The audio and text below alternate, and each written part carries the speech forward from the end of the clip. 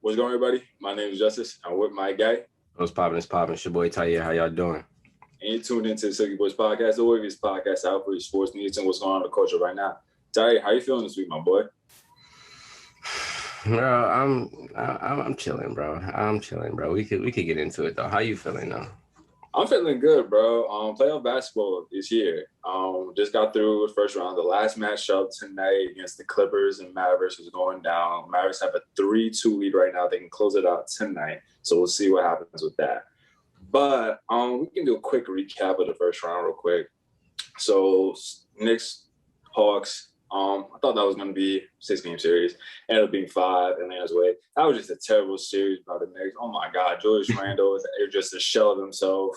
I saw a tweet that said the most regressed player in the league. Just flat showed. And Atlanta and New York kind of have a new little rivalry, all sparked by this little dude named Trae Young.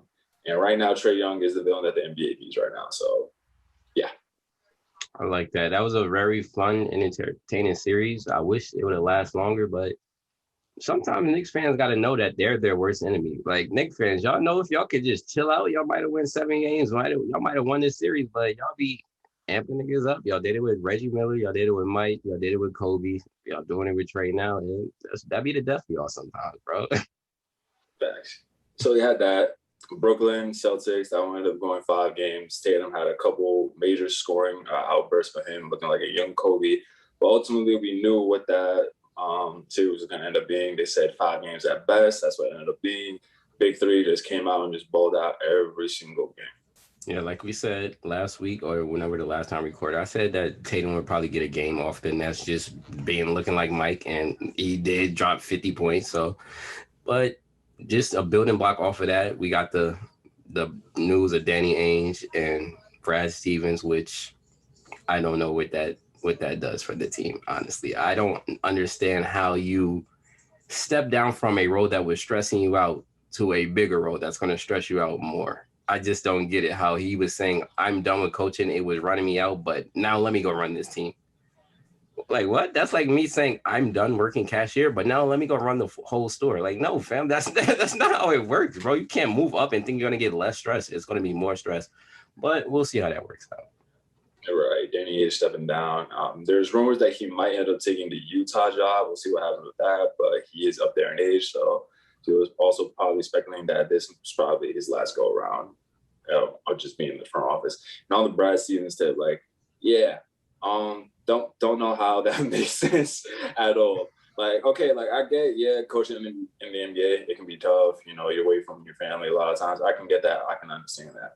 But as far as like stress levels goes, again, you're upgrading to even more because people are now, because, okay, it's one thing to go at the coach, but then people are going to start looking at you as a GM because you're the one that hired this dude. And you're the one that's now going to be making these transactions to get players and trade players and sign these players. And if they don't work out, they're all going to be pointing back to you. So another thing is we don't even know if this guy knows how to negotiate with people. You know how to recruit high school players, but do you know how to, hey, ask a grown man to leave where he probably lived for 5+ years with a family, school, and all that? Do you have the talent to persuade them to come to your team? And we don't know yet, but hey, you could build into that. I mean, we'll see what happens. Honestly, I really feel like he's going to be in the front office for 3 seasons. That's ultimately where I think he's going to end up going. But it was funny. I saw a name that was trending for this job was Brett Brown. I was like, why would the Celtics do that? Why would the Celtics get Brett Brown after we just saw what happened with the Sixers, bro? That would put them back in the same situation they just left, bro. The same exact situation. So it doesn't make sense, honestly, at all. I would like to see Sam Cassell get that look, bro. I feel like he put in the pain with that organization. I feel like he needs to get that look. Another coach out there too, potentially first-time head coach, Chauncey Billups. He's been rumored for a long time. He was rumored to possibly be in the mix with the Clippers job. He was part of the Cavs organization when they had their title runs back a few years back. So that potentially might be a landing spot for him. Who knows though? Well, just ultimately just kind of see with that. Moving on from that, out in the West, you had Utah blowing out Memphis in Game 5 to move on. But overall, I thought that was a fun series. Overall, it was really good for just Ja and Dylan Brooks, who has just become one of my favorite players just to watch over these past like 2 weeks. To get their playoff feet wet, for them to just get that more experience. And with Ja being this being his first playoff appearance, it's only going to grow from here. And I'm expecting big things out of him next season. Yeah, this is probably the only series I didn't watch just because I was a triggered Steph fan, and I'm like, damn, this should be my boy. But yeah, I knew the Jazz was gonna get up. It was scary at first, but once Donovan came back, he was like, all right, I'm here, and we seen him heat up. So the storyline of the rest of these playoffs is looking like the young stars of the league, bro. That's exactly what it's looking like right now, honestly. And we'll touch up on that in a second. But real quick, last playoff series we had Portland, Denver. I'm so mad I didn't go to a game 7. Just the way Damian Lillard has been balling out this entire time for these past 2-3 seasons has just been phenomenal to watch, honestly. I've become a fan. I don't think there's a single Damian Lillard hater out there unless you're an OKC fan, honestly. Or you're a Russell Westbrook fan or a Paul George fan. But ultimately, they weren't able to get it done. Nuggets ended up winning in 6 games, moving on to the second round. I just want to ping this question off you real quick. Where do the Blazers go from here? Is there really a situation to really improve from where they are at right now? Dame, I love you. I love your attitude. I love everything you brought to this game. But it's time, bro. It's time to get up out of there, bro. You got your respect from the streets, the culture. We love you, Dame. So if you got to go and get up out of there, we gonna respect it. Dropping 55 and having your teammates just strip the game out from under you, that hurts, bro. And I'm not trying to see too much more of this. I seen him go crazy in the playoffs last year. That should have been the end of it. That should have said, okay, we seen what he did willing us into the playoffs last year. We got to build around him. And what did they really do? So if I'm Dame, I'm looking to go to the Celtics, man. I need Dame to go team up with the Celtics, bro. I need that. That'd be a very, very interesting move.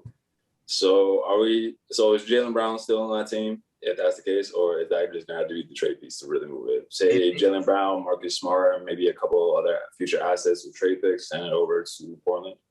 If that would have to be the case, I would have to do that because I feel like Dame's star is higher than whatever Jaylen Brown's potential is. And if you compare that with Jason Tatum, I feel like you can really have something different in the league. And I feel like it would be a new change for both of Dame and Jason Tatum. I feel like that would make them want to go to the finals. Like I feel like they would be ready to compete with that. Potentially, like they're definitely making the playoffs with those two. Those two being your best players, they're definitely gonna make the playoffs. They're definitely gonna make some noise. But even still, like with a couple of pieces that they still have on the roster, just projecting they're still able to have a Robert Williams if Romeo Langford can actually develop into a solid bench point guard. And hey, who knows, Taco Fall getting some run just here and there, that could potentially be something for them. So I do like that move. I do like that idea. There are a lot of Knicks fans just clamoring right now, just hoping that Damian comes to New York. He's not coming to New York at all. We don't have the assets for that whatsoever, like at all. And honestly, I don't even think he really wants to be in New York like that. Exactly, bro. I just don't see it happening. It's a fun idea though. It's just a fun idea. That's all it really is. All right, now we can get into it. The Phoenix Suns have bounced the Los Angeles Lakers in 6 games. The champions are out. I will say this, Anthony Davis, he did not play in Game 5 due to injury. He tried to come back last night, Game 6. Ultimately left with injury in the first quarter. Unfortunate for him. His season has just been derailed by injuries this entire time. So unfortunate to see. So I'm a little sad for him. But ultimately, and that's really just the story of the Lakers this entire season, is just injury. They weren't healthy for a good period of time to really just get settled in, create some type of chemistry for them to actually go and try to build something into this playoffs. But you have allegedly the best player to ever play on your squad. I'm not going to give you a pass. And he did something in Game 5 where was just absolutely disrespectful, and I'm just let you have the floor. LeBron James, bro, in the summer of 2019, I don't know which summer you decided to pack your bags and come over here. The reason why so many Laker fans, y'all try to say they were Kobe fans, but they're Lakers fans because we care about this team. We grew up watching this team. So we still love this team. The reason why Lakers fans were defacing your murals and doing all these things, because we knew you were not cut from the cloth of Laker greats. We knew that all the years you were battling against us, that you couldn't come over here and do that with us. So we accepted you in. We let you come first season. All right, you have Lonzo, you got Brandon Ingram, we got a bunch of young dudes. We not expecting much. You get hurt, you miss, and then y'all don't make the playoffs. All right, we give you that pass. Second season, you trade away everybody. You get AD, superstar, top 2 players in the league on the same team. Y'all ready to go. Y'all cooking in this season. First season shut down. Y'all was cooking, but y'all wasn't really cooking. Y'all get 4 or 5 months rest. Y'all fully charged to go into the playoffs. The 2 best players in the league are fully charged to go into the playoffs. I feel like they have the best chances at that. So y'all go into a bubble situation, which some would say is hard. I would say it's not. If you give the 4 best players, the 2 best players, 4 months rest, no distractions, and they could just play basketball. I see that as an easy task. That's why players like TJ Warren was going crazy. I don't know what he averaged this year. That's why players like Jamal Murray was going crazy. His numbers were looking a little slower this year. That's why the Heat got bounced. The Bucks Heat series look way different from last year. But moving forward, y'all won the chip. Y'all did it for Kobe. We come to this season. You get hurt. You go to the podium. You say, I'll never be 100% again. We head into the playoffs. AD gets hurt. You say, oh, I have big shoulders. I can carry us. So right there and then, you're putting it into the atmosphere that you can carry your team. Nobody else brought this up. Nobody else put this on you. You put it on yourself. So when people expect you to do that, don't then come back to me talking about, oh, how do I feel when a grown man jumps on my leg? I will never get over that. I will never be right with that. Like LeBron, Lakers don't cry. Lakers don't complain. Lakers are just gonna play, bro. But back to what Justice said. You walked off the court with 5 minutes and 32 seconds left on the clock. With your team there getting blown out by 30. Whatever you had to do in the locker room, it could have happened after the game. Stand there with your boys. Stand there with your squad. Eat that. Eat all of that. Like you were 2 games ago when y'all were dancing and all that, pointing at the Suns, laughing at them. But when it's on y'all, it's a problem. When the script is flipped, then we have to go. Why are we picking on us? Why I'm seeing all these LeBron fan posts today. Why are we posting? What's the post I read today? Oh my gosh, y'all get me tight with these things y'all say. How y'all flipping the script every single time. It's just like keep it 100. All right. I've never seen so many people so happy to see an athlete fail more than LeBron. His whole career has been hated on constantly and slandered. No one slandered to no end, to the point where he retires and nobody appreciating his greatness. No, we have appreciated your greatness. You don't appreciate us appreciating your greatness. And that's why we have a problem with you, bro. We have gave you your flowers time and time again. And your catchphrase is, what can they say now? No, they can't say anything. You are a king. You worrying about what can they say shows me that you have some insecurity in you, bro.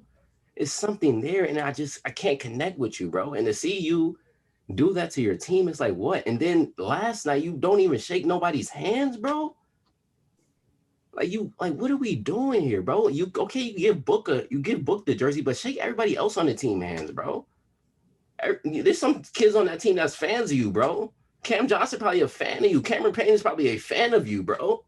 But you're in your feelings. You can't even go give them the respect of they beat you. They probably feel hyped that they beat you, bro. It's an accomplishment for them, and you can't even give them that because you're in your bag. But you're a GOAT, right? But Michael Jordan sat there and shook the Pistons' hands every time they smacked him up.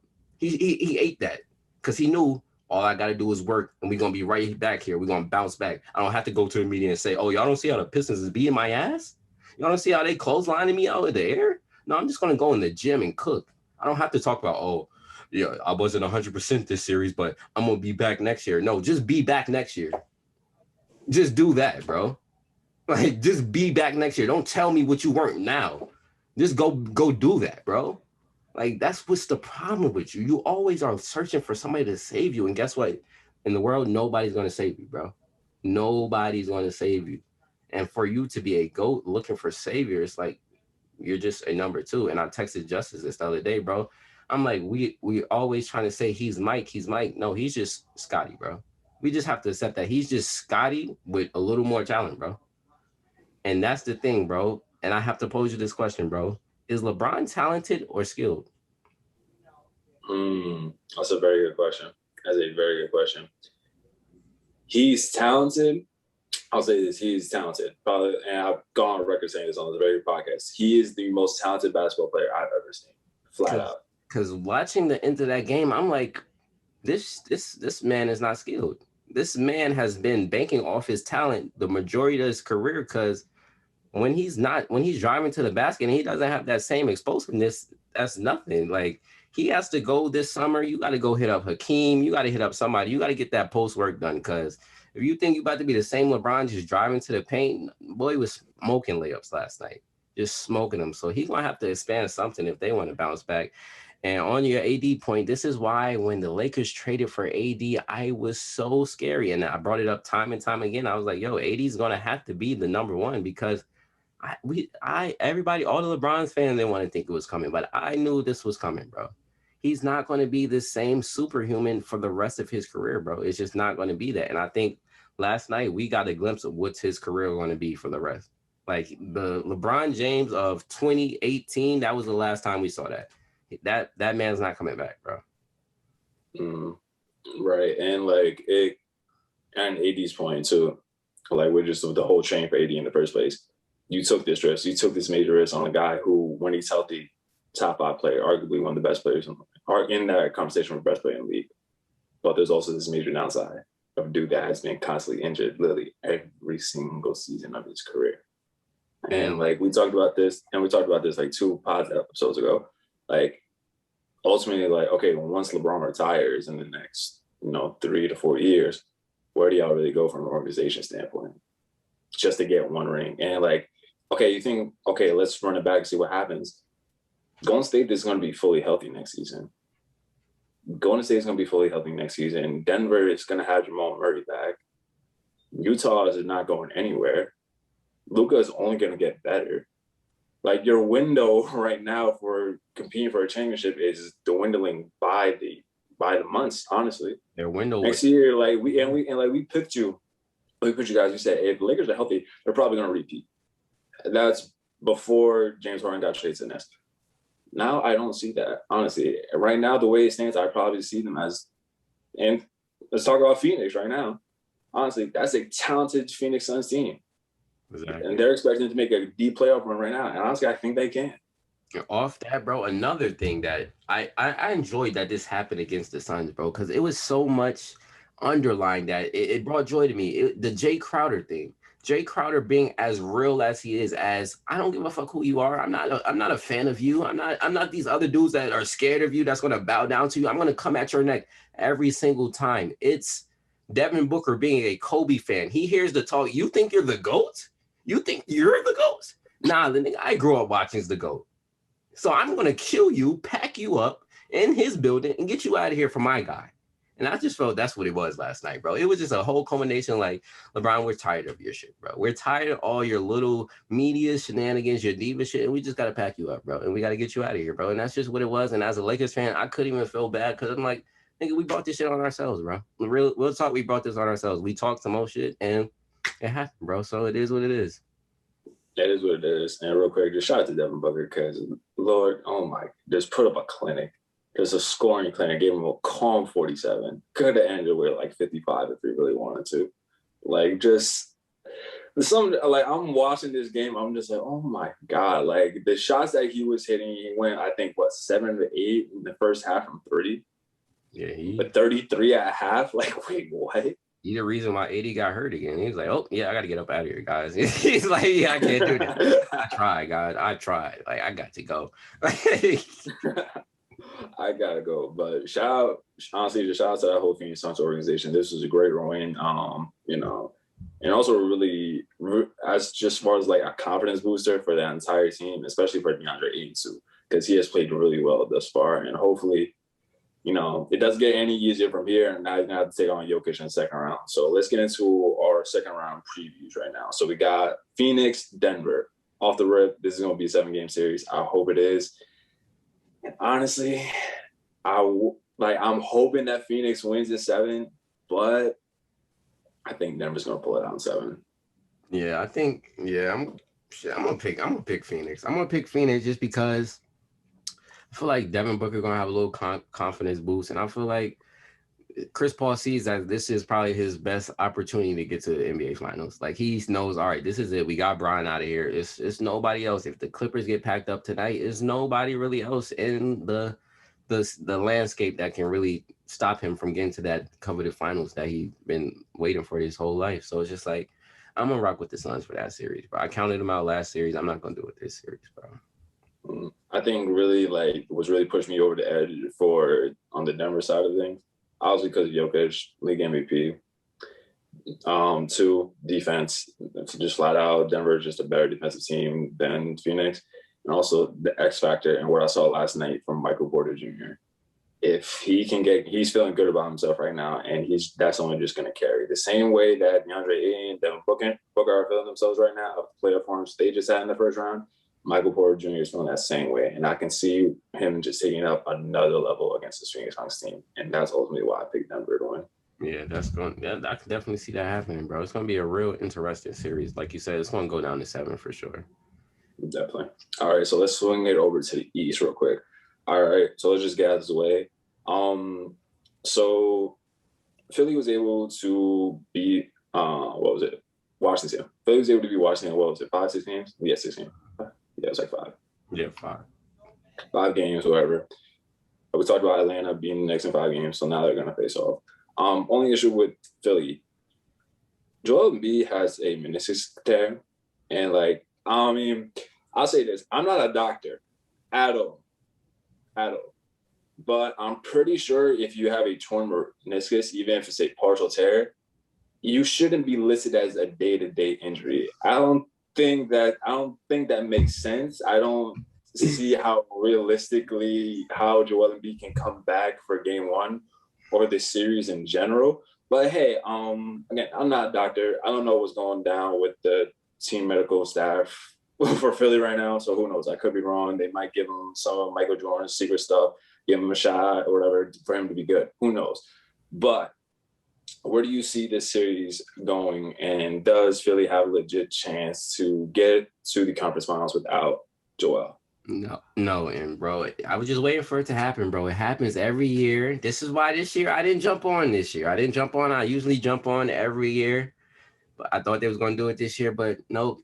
Once again, I feel like this is just their curse, bro, for doing the process, bro. I feel like ultimately that's what it is, bro. I'm real talk. I'm real dead ass, bro. This might I know you are. I was cursing them like, nigga, y'all went about it the wrong way, and y'all never gonna be able to win a chip with these players. So I feel like that's what it is, bro. Because if it keeps happening, bro, and he's a big man, and when you 7 foot 260 with a torn anything, the more you play on it, it's going to tear some more. So I'm just like, like you said, I don't know how he's day to day. It's either he's out or that's really much it. Like he just has to be out indefinitely, like, because the more he plays, the more it's going to continue to tear. It's not going to stitch back up.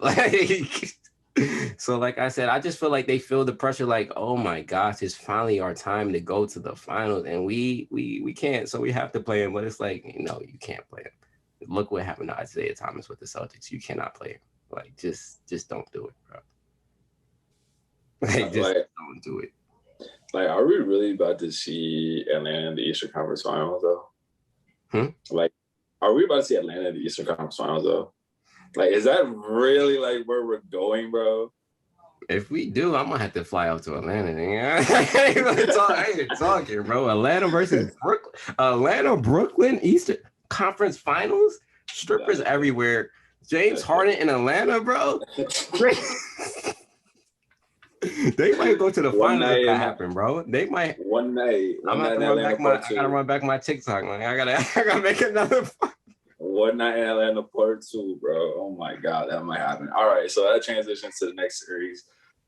Probably the most competitive series that we're going to see throughout these entire playoffs. This is who goes to the finals. Yep.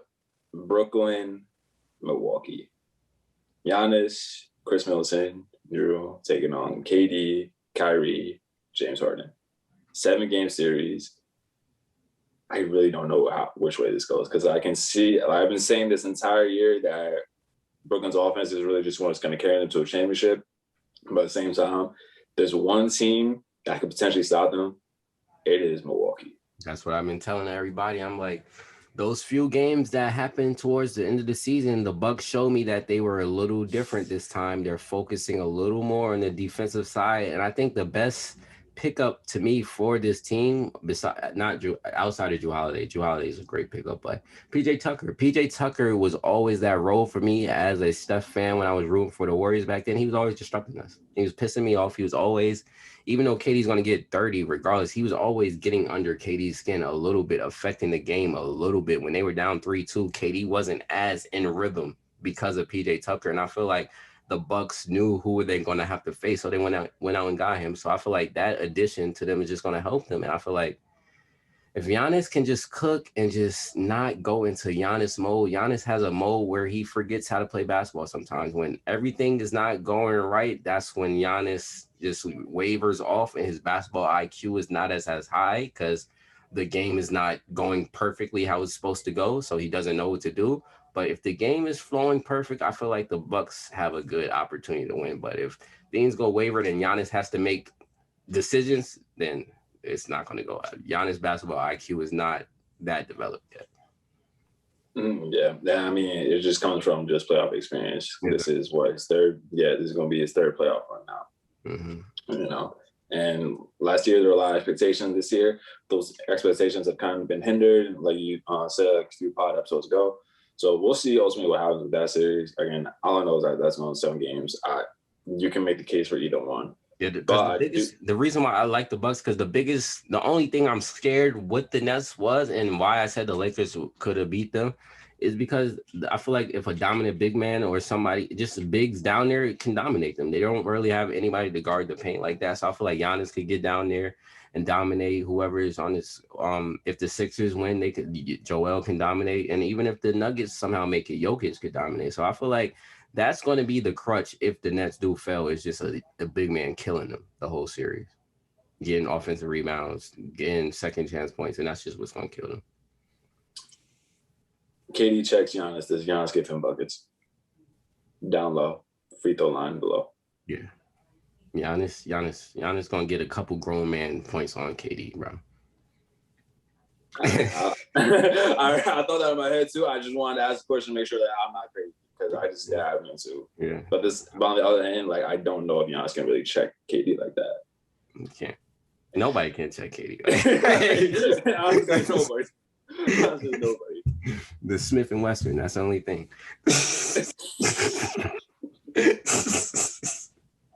That's the only way you stop that, man. And this is going to be an important series too, for Jrue Holiday because he's going to have to check Harden and Kyrie. His ankles are going to be taped up after every game. He's gonna have he's gonna have to put a lot of torque on those ankles this series. Make sure he stresses out, tape up pre-game, after. Make sure he ices them every game. And ultimately, this is where we're going to see if that Jrue Holiday trade really was worth it in the end. Yeah. It's going to be this series right here, right now. Yeah, because after that, we don't care about what y'all had to do against the Heat. It's all about the Nets. That's also ultimately what's going to come down to. Right. All right, moving on. Got to talk about the situation that's going on right now in the world of tennis with Naomi Osaka. You want to kind of take the lead on this?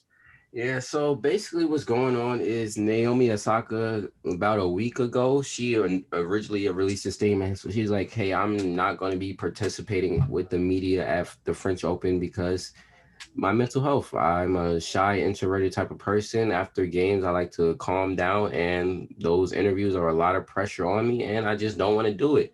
And if you want to find me, you can. I'm cool with that. I made $55 million last year. You can find me. It's cool. So that happened, and then I think the tournament came out and said they were going to fine her, and then it was a lot of media hoopla about everything, and she was like, you know what? I'm just going to withdraw. I don't want to cause all these distractions for all the other players, the tournament. I'm just going to step out. And I love this from Naomi Osaka because it shows it it kind of leads to what Kyrie was talking about last year, bro. It just it's the fact that we have the power, and we when we notice that and we grasp it, who can stop us? Because honestly, what is the French Open going to do for Naomi Osaka? What is the French Open without her? She's the star of your league going forward. So play around with her if you want. Serena is on the back end of her career. Coco Golf is not as good as Naomi Osaka. So play around with me if you want. Find me, I don't care. So you're going to the French Open. The reason why I say this is important because they're going to have to change their rules. This is not like the NBA. This is not like the NFL where the corporation is bigger than whoever it is. You're going to have to change a rule if you want people to watch these tournaments. We're watching for Serena. We're watching for Naomi. We're watching for Tiger. Like, you're going to have to change around the individual if you want this to happen. And I feel like if it starts with Naomi, then other stars, Pat Mahomes could see this in the NFL and be like, yo, if you keep killing us, I'm not playing today, bro. I'm not playing today, bro. And what is the NFL going to do if Patrick Mahomes say, I'm not playing today? What is the NBA going to do if LeBron says, I'm not playing today? They can't do anything but convert to what you have to do. And I applaud Naomi for stepping out and doing this, bro. I feel like this is just a start of a revolution in sports, bro. I feel like we're not taking that shit no more, bro. That's why I wanted to bring it up today. I salute that young girl for doing that, bro. Absolutely. And also applaud her just for being open and honest about the situation at all with her just dealing with mental illness.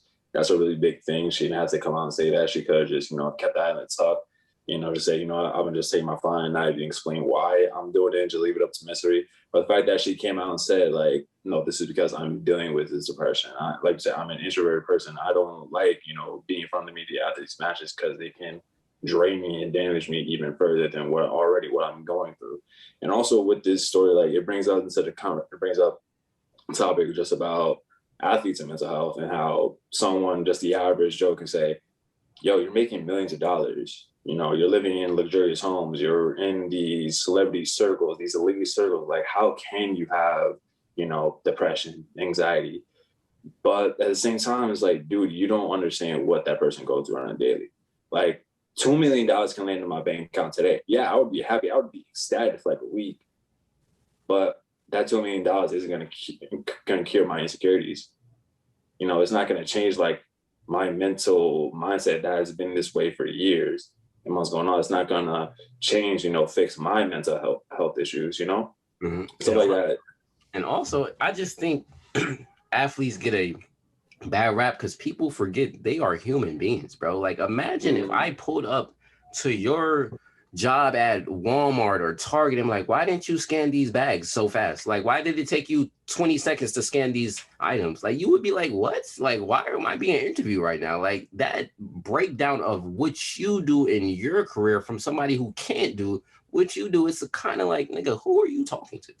Like, how are you going to tell me about what I'm doing? I love the media. I want to be part of the media, but it's like to the point you got to just step back and be like, yo, like, I'm still the guy that y'all here to see. Like, I'm the guy you're here to see. Like, and people, like you said, people, because they're rich, we overlook it. But like, bro, nobody's coming up to your job. Nobody's coming to you as a teacher. But like, why did you're not having a press conference with 30 interviews like, so why did your 33 students in your class fail the test today? Do you feel like you're incompetent as a teacher or no? Like, no, that doesn't happen. But this happens to them every day. But since they make $300 million, they don't have a heart. They don't have a brain. And then that's just not fair. And that's why all these superstars are on drugs or on all type of things because they feel like nobody else can relate with them. And it's just like, no, bro, like they are human beings at the end of the day. Like, yeah. They didn't come from no other planet. Like they're from here, bro. Right. People automatically assume once you reach a certain tax bracket, if you have a certain amount of zeros at the end of your check, that doesn't make you human anymore. You're supposed to suck it up because you make this X amount of money. But it's like, dude, like before I was a tennis player, before I was a basketball player, I was born as a child, as a human being first. Like I have a heart, I have a brain. I go through the same things that you do. Like I was going through these things before this tennis racket was placed in my hand. Exactly, but you got 100 mil, so suck it up. Yeah, you got 100 mil, so suck it up. Yeah, that's right. Also, like, this does bring up the question too. With her now addressing the media, do you feel like athletes should have a responsibility to address the media in certain aspects? I feel like the reason why is there is just because you get paid off a media contract. That's the only reason you have an obligation because of money. Other than that, I feel like you don't owe anybody anything to talk. That's the only reason why they're obligated to. So that's the only reason I would say, bro. Other than that, no. Yeah, I feel the same way too. Like, I feel the same way for the most part, but at the same time, I can understand I understand both sides of the argument, but at the same time, just on the media end, like, partially the reason why I feel like they should do it is because there are so many other careers intertwined with you just going to a press conference. That 30 minutes that you're just sitting there talking is how people make their livelihood. Mm-hmm. So from that standpoint, it's just like, if you don't take it, okay, now you're affecting other people. But at the same time, it's like, just because I'm doing it, like, and I was having this thought to myself, like, the other day, like, and this is actually kind of, we can talk about this a little bit. Doing something that's selfish isn't necessarily negative. Because at the end of the day, you have to deal with you first. So always look out for yourself first. That's why I never feel bad when sometimes some selfish shit is fucked up. But when you're doing some shit to protect yourself, because at the end of the day, when you're in pain, when you're hurting, when you're down, who's there for you but you? Who else? So it's just like, why am I going to look out for somebody else that's not going to be there when I'm dead down in the ditch? So like, why is Naomi going out there to put money in some pocket, just using your analogy, put money in some pockets to give an interview when she's about to go home in her hotel room and cry because the way they just broke her down? So at that point does she care about the lineage of some reporters that are outside or her mental health? That's just why I take it back. But so like in that case, yeah, it's okay to be selfish. Yeah, definitely. And also, like, I just don't I feel like it was a really just nasty move by the league executives and higher ups to fine her for withdrawing. Because honestly, like, you're going to find this girl for literally, like, trying to take care of her body. Literally, you're getting mad. You're finding your star player for preserving herself in her body. Do they not know that she's trying to protect the strongest muscle in her body? If she would have tore her ACL, she would have had to be out. If she's having mental problems, that's the same thing. It's all intertwined, people. I feel like they just don't, like, okay, if it's a physical injury, like say if it's an ACL tear or she pulled her hamstring or whatever, she can't play. Okay, yeah, we're not going to fine you. But because it seems like, all right, this is a mental health, we're going to pull her out. We're going to fine her for doing that. Like, that doesn't make sense. I feel like in the world of sports, if you have to if you legitimately cannot play because for legitimate mental health reasons, that should be the same if you tore your ACL. Because when was the last time a player got fined for injuring themselves? Exactly, bro. And just not even off of sports, bro. It's just like off on a broader. We could take this a broader zone. We just have to focus more as a mental, like, we don't give a fuck a period about it, bro. So it's just like, it could start as sports, but it could go anywhere. Like, we see what the world we stepping back into. We've been locked in the house. I'm seeing people fighting on planes. I'm in the air fighting on planes. If I'm on the plane, I'm like, what the hell is going on right now? I'm seeing people fighting on planes. We got fans spitting on people, fans throwing stuff. So clearly mental health is probably the number one issue right now in our country. But since people don't see it as a pressing, it's not a cancer, it's not a alcoholism, so we're not really going to study it, but it's probably the most thing that's damaged us the most. Because if our mind not right, what else is going to be right? Exactly. And there's this been argument, not really argument, but just the stigma that, like, oh, like, the person is like, oh, you're just having a bad day.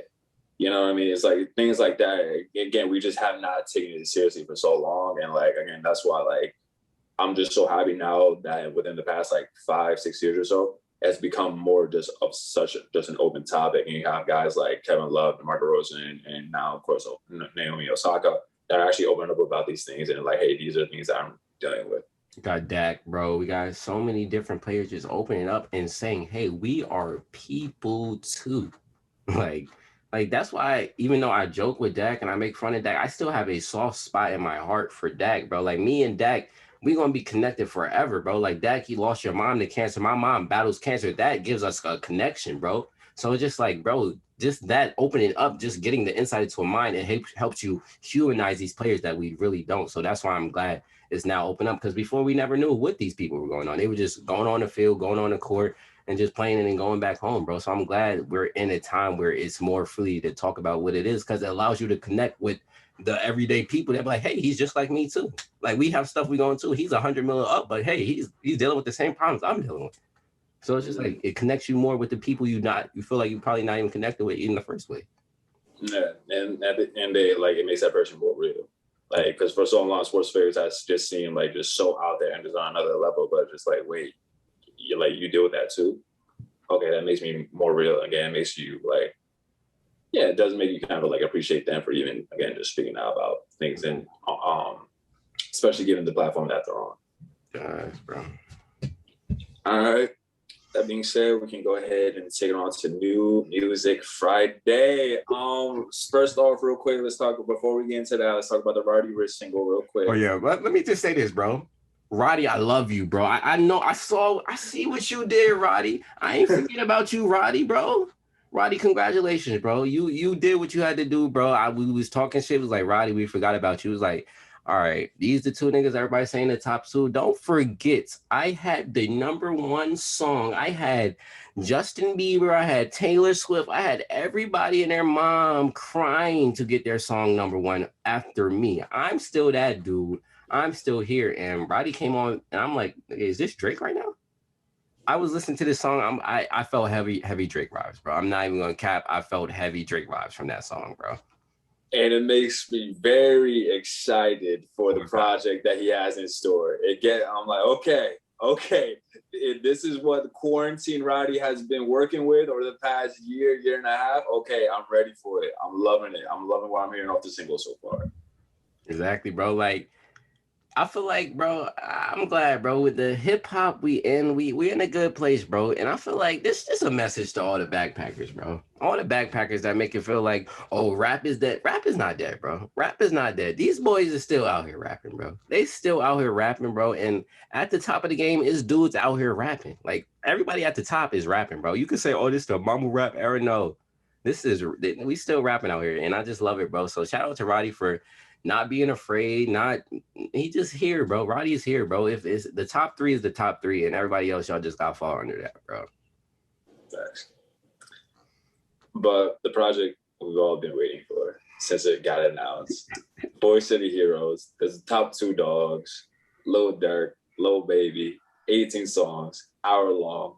Have features from Meek, Rod Wave, Thugger. It goes hard. Just wait simple. It goes hard. I mean, this dynamic duo is like Shaq and Kobe. It's like Mike and Scotty. It's like Kareem and Magic. It's wow. Off of that, I had an argument with a couple Bron fans the other day, bro. I said LeBron and AD are not even top 3 Lakers duos, bro. Oh yeah, that's a fact. I'm like, if we had a 2-on-2 versus every Lakers duo, they're gonna lose that too. Kobe, bro.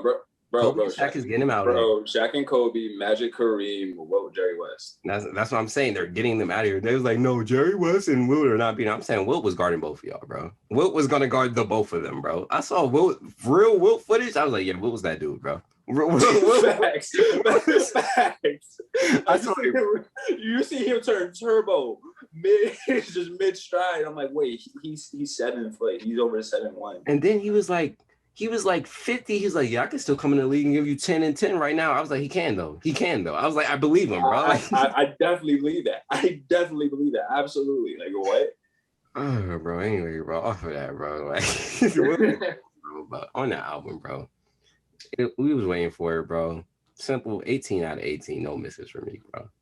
No misses for me, bro. This is like the what a time to be alive for this era right now, bro. The two hottest in the game came and provided, bro. They saved, bro. And I love this, bro, because I ain't going to throw no shots, but I'm going to throw shots, bro. Like, Kendrick and Cole, why couldn't y'all do this? Wait, tell me. Because I think it was like 2 years ago, Cole did a review with Angie Martinez, and she brought this up because there have been rumors, of course, speculating since like 2015, 2016. At one point, they did discuss it.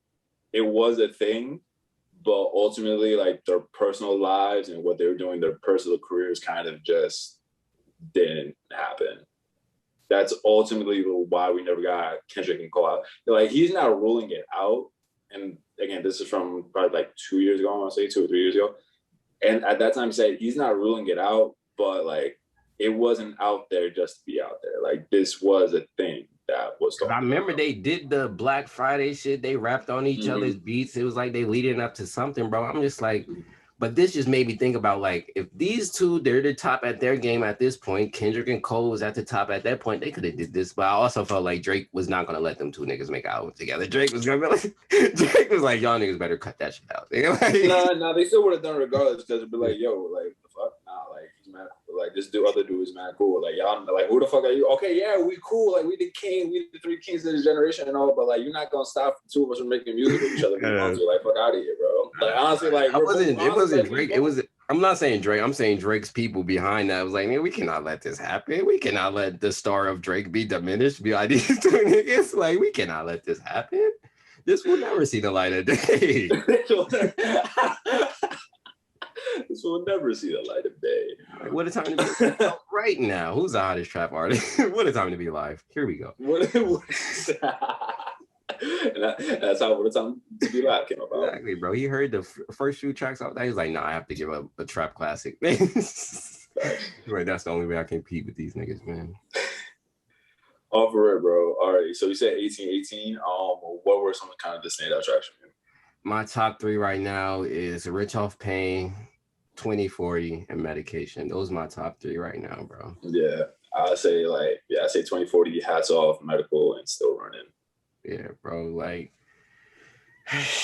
bro, Medical, bro. It's like, I don't know, bro. When two guys just get into a melodical bag and they're still saying real shit, it just feels different. And I feel like they're the two best at that right now, bro. They're the two best melodical rappers who can still really rap. And I feel like that's why this album was so perfect and so needed, because like it's just the perfect explanation of what this era is right now. Like, it's two dudes who's really in the streets, really about what they're doing, but they still have that real talent. Like, it's not okay, they're just in the streets, they're rapping about killing people, but they don't have the talent. No, they're rapping about killing. They with the boys, but they still have the talent too. Like, it's not like either or. Like, some rappers is just a straight street dude. We like him because he talked about everybody he killing and he really killed them, so that's why we like him. And it's the money. But yeah, like, yeah. Ultimately, yeah, it is that. And then it's the other melodic rapper who A-Boogie, who's not really rapping like that, but he's singing and we like that. But these two are the perfect mixture of both, and that's what this album is, bro. And I love it, bro. I've listened to it 3 times through already, bro, and I'm gonna continue to listen to it, bro. Definitely. I mean, and on the medical track, I just gotta say this, like, personally, like, one of the highlights just off that, bro, was in Baby's verse when he transitioned his flow into like that melodic flow that just towards the end, just to wrap up his verse. I was like, wow. Just like, wow. On 2040, bro, when Baby continued into a different flow, I was like, sir, what is wrong with you in your head, bro? Like, why did you make like, no, I can stop. Like, he could have stopped, let somebody else. He was like, no, let me go back. I have another flow I can go to, bro. Like, just his ability to find flows that you didn't even know was there on a beat. I'm listening to the beat. I'm thinking like, oh, he's about to choose this flow. He's about to ride this flow like that. No, he goes to a whole different flow. I'm like, nigga, what the? And then he goes into the flow that I think he's about to go to. And then he goes to a different one. I'm like, bro, he's floating in and out of shit. It's like, he's like the instrument, bro. It's like artists like this is not, they're not the beat. The beat is not there, bro. They're the thing, and you just have to ride with it, bro.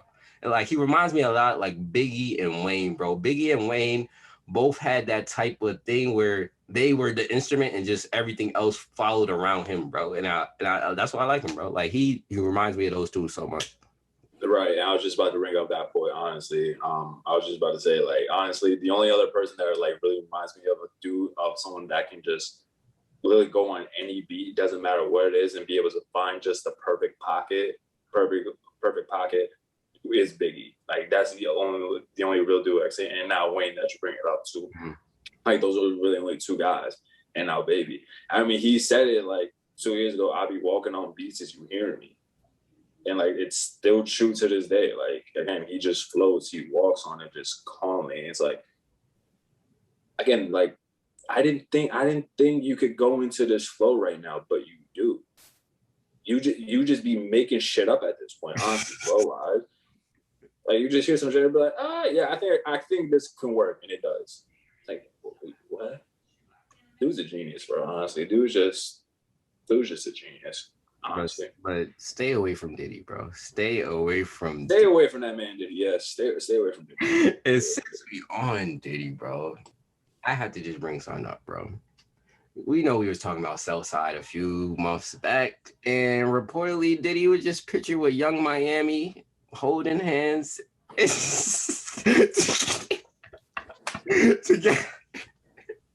together at QCCOP's birthday party the other day. Diddy was there holding hands with Young Miami on the steps, and I'm just like, Diddy, don't do that. Have you not been hearing the news? Has no one tapped you on have you not been hearing the news?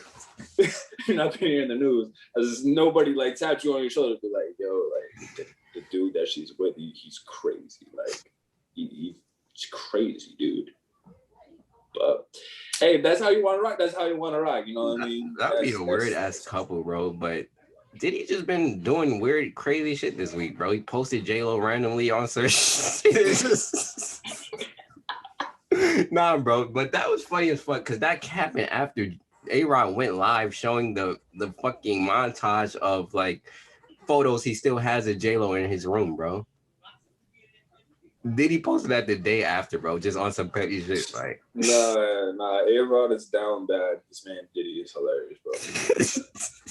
This man Diddy. I'm Diddy in every situation like that, bro. If I see a sipping about this, man, I'm gonna throw a flick that I haven't talked to her in 7 years, but I'm gonna throw some shit up to make you think like we've been talking, bro. Like, I'm gonna just float this out there just to make you think. We're not actually talking at all, but I'm gonna just float that out there to make you cry a little bit more in your bed, my boy. Like, that's it. That's all it is. Nah, bro. Honestly, damn, it's just wild, bro. Hey, Rod, you are in there, bro. Cut it out, bro. Cut it bro, out. You just became owner of the Timberwolves, bro. That's probably the worst ownership that you could have gotten. Like, honestly, like you down bad double. Honestly, I get the fact that you want to own a team and all. You didn't have to own the team. But it's a reason why that shit was so cheap, man. It's a reason why you could have put that. Exactly. It was just like you tried to buy the Mets with J-Lo. That didn't work out. Okay, let me go into the NFL sphere. They're saying, no, we're not going to have minority owners at all. They're like, all right, let me go over to the NBA. All right, well, let's see what we got. We got Magic and Suns. No. Let's see, what else? Oh, Timberwolves? How much? Y'all having a say on the Timberwolves ownership. Okay, I'll take that. That's all that was. Hey, Rod. Literally the worst organization you probably could be part of, honestly. Hey, Rod. But hey. Cut it out. Nah, but hey, Latino owners, hey, we out here. Don't be crying about no bitch on your Instagram live, my nigga. Cut it the fuck out. Like, dude, we gotta stop that. Like, dude, just stop. I don't need to see a grown ass man crying on his freaking Insta over his ex, bro. I don't need to see that at all, bro. I know I contradicted myself by saying you're a billionaire, but my nigga, you are a billionaire. Nigga, go get something. My nigga, like, leave that to broke niggas that have to go and cry about the bitch Stacey. Like, leave that to a nigga like me crying. I'm like, oh my gosh, I can't. You can go buy 3 bad J-Los. You can go to Brazil and have 5 J-Los right now. You can literally buy a J-Lo. Like, stop it, bro. You're a Dominican billionaire, bro. Stop it. Anyway, we're going to go ahead and wrap it up. Thank you so much for watching. Thank you so much for listening. Make sure to like, share, subscribe, all that. We love when y'all do that. And until next time, we'll catch you. Peace.